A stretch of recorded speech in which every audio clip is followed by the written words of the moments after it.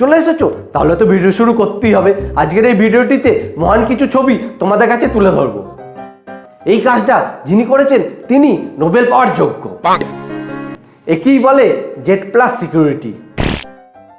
14 গোষ্ঠীর আশীর্বাদ, বুদ্ধি আছে ভাই তোর, যার নাম লিখবি না সেই রাগ করবে, তার থেকে 14 গোষ্ঠীর নাম লেখাই ভালো। এটা পৃথিবীর সব থেকে দামি টয়লেট, কারণ এটা বানানোর জন্য 2টো বাস লেগেছে। একেই বলে সমবন্টন, কেউ শালা বেশি হাওয়া পাবে না। কাকু মনে মনে বলছে, শালা বসতে দিবি না, নিজের সিট নিজেই নিয়ে আসবো। ঠিক দাদা, কোনো জিনিস কেনার আগে সেটা ব্যবহার করে দেখে নেওয়া উচিত। কিন্তু আমার মনে একটাই প্রশ্ন, যদি দাদা হেগে ফেলে তাহলে দোকানদার সেই হাগা নিয়ে কি করবে? আমার দেখা জলের ট্যাঙ্ক রাখার সব থেকে সেরা জায়গা এটা। বিড়ালকে এত ভালো কাজে লাগানো যায়, এবার থেকে আমিও বিড়াল পুষবো। মন্দিরে যাওয়ার আগে জুতো রাখার সেরা জায়গা এটা। শালা জুতো এত ভালো কাজে লাগানো যায়, আগে যদি জানতাম তাহলে পুরনো জুতোগুলো একদম ফেলতাম না। আই শালা, এবার কে ভাই চুরি করবি, দেখি কার কত সাহস আছে। এই সমস্ত পাবলিক গুলো এত বুদ্ধি কোথায় রাখে? যেটুকু টাকা পাওয়া গেছে ওইটুকু টাকা দিয়ে কাজ করা হয়েছে। এ তো দেখছি কাজ জানার থেকে বাজনা বেশি। ভাই সিসিটিভি টাকা দিয়ে যদি লাউ কিনতিস তাহলে সারা জীবনেও সেই লাউকে শেষ করতে পারতিস না।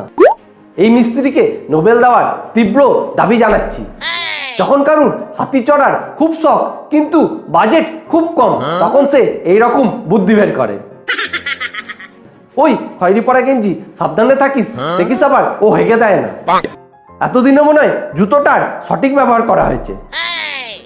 কই কোথাও তো হাগা পড়ে নেই, এত সুন্দর হেগেছিস, হাগা তো পড়ে থাকা উচিত। হাগাটা কি বিড়ালের মতো মাটি চাপা দিয়ে দিয়েছিস?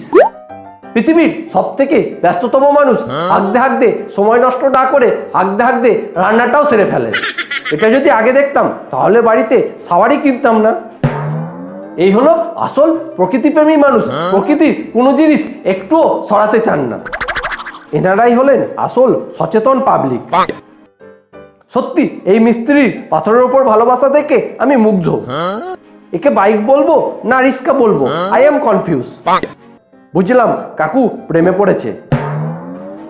ওগো শুনছো, না শুনে কি আর উপায়। সত্যি দাদা, তুমি জীবনে অনেক উন্নতি করবে। আসলে ছেলেটা ছোট হতে চায় আবার বড় হতে চায়, সেই জন্য ছেলেটার এক পাশ ছোট হয়ে আছে আর এক পাশ বড় হয়ে গেছে। এটার ট্যাগলাইন হলো, এসো বসো গ্রুপে হেগে যাও। বাহ দাদা বাহ, এত সুন্দর হেলমেট পরেছো।